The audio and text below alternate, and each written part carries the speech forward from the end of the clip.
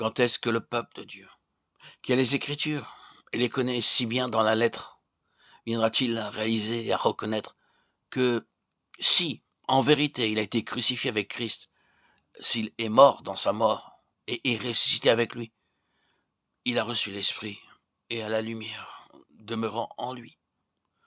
Pour vous, l'onction que vous avez reçue de lui demeure en vous, et vous n'avez pas besoin qu'on vous enseigne. Mais comme son onction vous enseigne toutes choses, 1 Jean 2, 27. Quand les chrétiens vont-ils se rendre compte de cela? Pourquoi les chrétiens qui ont la connaissance des Écritures dans la lettre doivent-ils courir ça et là pour chercher le conseil d'autres personnes sur des questions qui touchent de façon vitale à leur propre connaissance spirituelle? Je ne veux pas dire qu'il soit mauvais de demander conseil, de savoir ce que d'autres enfants de Dieu, qui ont de l'expérience, pensent ou sentent sur une certaine question. Mais si nous allons construire notre position sur leurs conclusions, nous sommes en grand danger. L'autorité et l'arbitre final dans toutes les matières, c'est l'esprit de l'onction. Nous pouvons obtenir de l'aide les uns des autres. Mais j'espère que vous n'allez pas construire votre position sur ce que je dis maintenant parce que je le dis. Ne faites pas cela. Je ne veux pas que vous le fassiez. Ce que je dis, c'est écoutez, prenez note et ensuite allez à votre autorité finale qui est en vous, si vous êtes un enfant de Dieu, et demandez-lui de confirmer la vérité ou de la montrer autrement. C'est votre droit de naissance.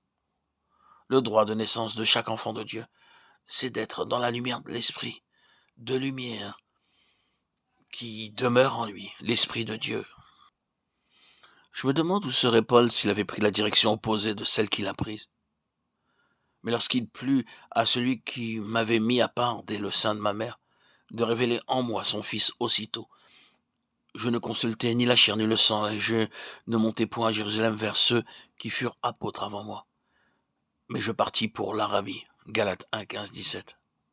Je me demande, que se serait-il passé s'il était monté à Jérusalem et avait exposé chaque question devant ceux qui étaient apôtres avant lui? Nous savons par des événements subséquents que probablement il lui aurait dit, regarde, fais attention Paul, tu nous dis que sur la route de Damas, Jésus est supposé t'avoir dit quelque chose au sujet d'aller vers les païens. Sois prudent. Ils auraient tenté de le dissuader de cette affaire. Vous savez ce qui s'est passé plus tard? Vous savez comment, sur ce point même, Pierre a été pris agissant avec dissimulation? Vous savez comment ces apôtres qui étaient avant lui à Jérusalem étaient tout le temps très circonspects à l'égard des païens?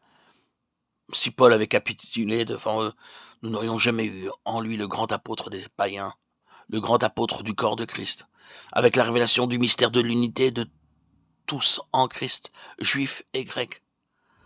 Paul n'a pas soumis cette chose, même à ceux qui étaient des apôtres avant lui, pour leur demander s'ils avaient raison ou pas, si cela leur semblait bon ou mal. Oh non, non.